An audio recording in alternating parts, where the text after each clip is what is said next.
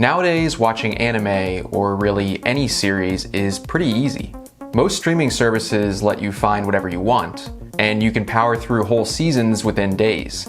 Don't get me wrong though, I don't have an issue with this. But I think one thing I do kind of miss is the magic of finding something new, just by virtue that you didn't really have this choice, which is where Saturday morning and weekday afternoon blocks like Toonami came in.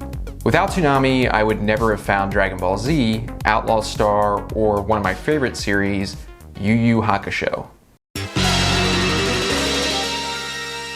Hey guys, I'm Mike, and welcome back to the Lions Lounge. If you're watching this video, chances are you've at least heard of Yu Hakusho. But if not, the original manga ran from 1990 to 94, with the anime from 92 to 94. The story follows Yusuke Urameshi, a junior high punk who suddenly dies while saving a kid from getting hit by a car. Instead of passing on to the afterlife though, it turns out the spirit world didn't expect Yusuke's death either. So they offer him the chance to be able to regain his life, one he jumps on, and after doing so is where the real plot begins. See, after his brush with death and return to the living, Yusuke has now developed spiritual awareness, meaning he can now see and interact with demons, a skill the spirit world intends to use to solve cases in the human world, dubbing Yusuke a spirit detective. And the first part of Yu Hakusho basically follows this formula.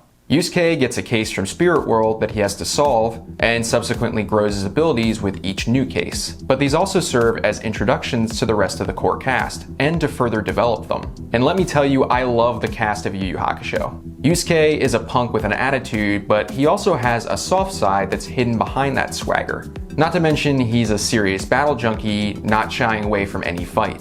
Kuwabara, who we meet pretty early on, is a classmate of Yusuke's. Like him, he's rambunctious, but far more straightforward and loyal to a fault to his friends. And lastly, we have Hiei and Kurama, initially introduced during Yusuke's first major case as antagonists, but later as allies. Both are demons, with Hiei being a proud and mocking little shithead who nonetheless has a rivalry with Yusuke. And Kurama, who was once a legendary thief that was injured and forced to hide away on Earth among humans, causing him to grow fond of them over time.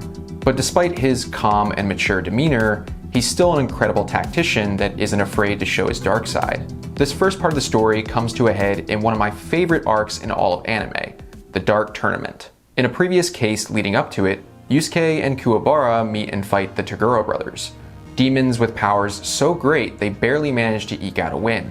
But it turns out this was all just for show, and the younger Toguro wants a real match with Yusuke and his friends, forcing them to join the tournament under threat of death. And this is where I think Yu Hakusho really shines. Not only do we start to see more unique and interesting characters and fights, but also the development between Yusuke and his friends is further explored. And as they reach the finals, Yusuke learns that to defeat Toguro, he must accept and overcome his own anger, fears, and doubts.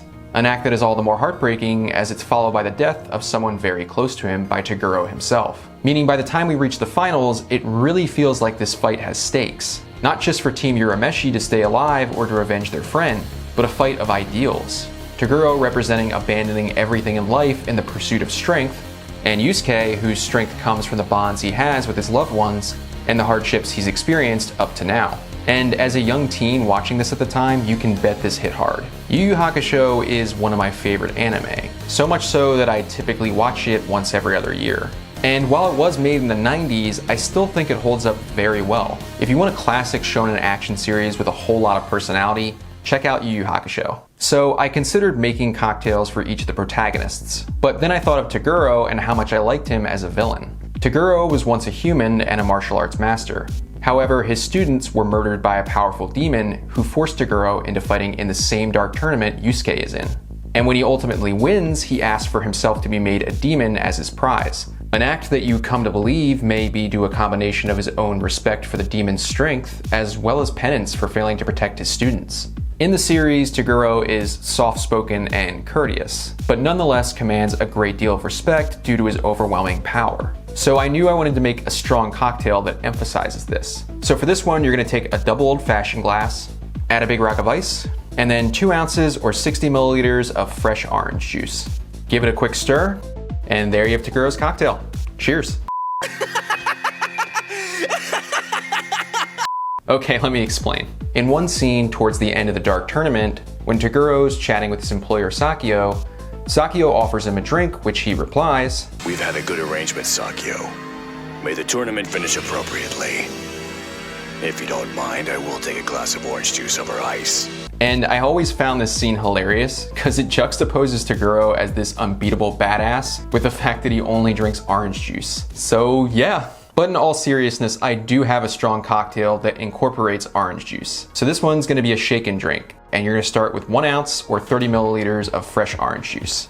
Then 3/4 of an ounce or 22.5 milliliters of a London dry gin. Next 3/4 of an ounce or 22.5 milliliters of sweet vermouth. Then 1/2 ounce or 15 milliliters of dry Curacao. I'd really recommend you try and use this one as it's made from cognac, so it'll add a little extra sweetness. And lastly, just 1/4 ounce or 7.5 milliliters of a 2-to-1 simple syrup. Add some ice and shake for about 12 seconds. And then this one you're gonna double strain into a Nick and Nora glass. And for garnish, I'm gonna use a slice of orange. And there you have the Toguro. Cheers.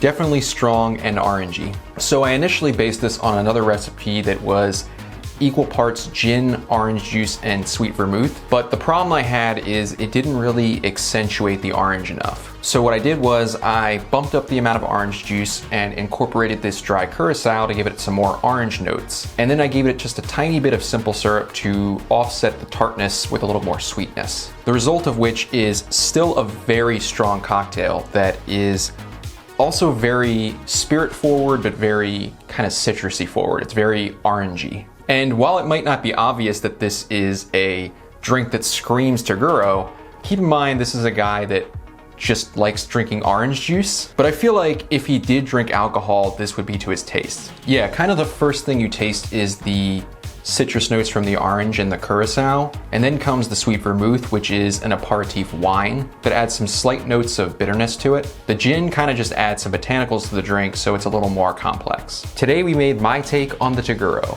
a powerful orangey cocktail. Let me know in the comments below how you think I matched up to the character. But if you like this video and want to see more, I'd really appreciate it if you'd like and subscribe. If you have any other cocktails from your favorite anime or games, let me know in the comments below. If you want to see what I make outside this channel, follow me on Twitter at Mr. Spacelion or Instagram at Mr.Spacelion. But thank you so much for stopping by the Lions Lounge. I'm Mike, and I hope to see you next time.